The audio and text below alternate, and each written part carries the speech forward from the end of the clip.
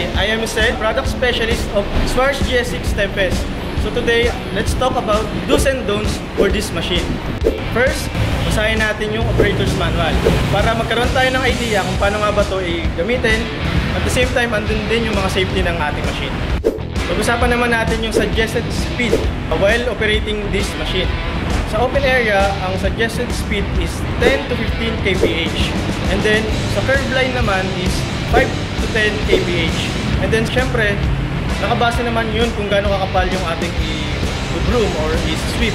Kung makapal yung dust natin or yung kailangan i-sweep, mas mabagal, mas maganda. And then, syempre, bago tayo mag-umpisa sa pag-operate, kailangan natin munang mag-walk around inspection ng ating unit. Check natin lagi yung mga fluid levels. Syempre, number 1, yung sa gas natin, kung meron ba. Engine oil, check din natin, mga brake fluids, and then, etc. Para sa safety rin natin. Isa rin sa mga pinaka-importanting bagay para sa ating machine while operating is tubig. Kailangan ng tubig para hindi siya makalikabok or maabot habang ginagamit.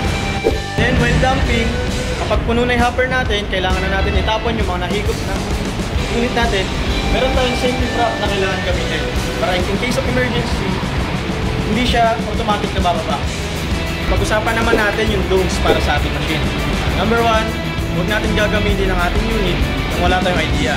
Kaya nga sabi ko kanina sa do's natin, magbasa tayo ng manuals para magkaroon tayo ng idea or magkaroon tayo ng knowledge kung paano gamitin at kung paano natin i-maintenance.